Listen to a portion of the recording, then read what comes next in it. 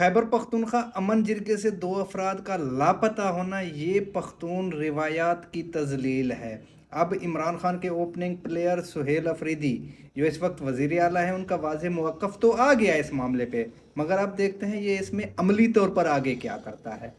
मैं core commander साहब से भी ये कहता हूँ कि आप नीचे देखें जिसने भी ये किया है, क्योंकि इसका रद्द-ए-अमल बहुत सख्त आएगा। इसमें जो है स्पीकर खैबर पख्तूनख्वा असम्बली, हुकूमत खैबर पख्तूनख्वा, ये सब हमारे मेहमान थे।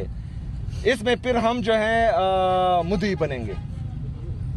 तो ये जो है बहुत गलत काम किया है जिसने भी किया है। मैंने पुलिस से पूछा, एक बात मैं बात पूरी करने दें मुझे।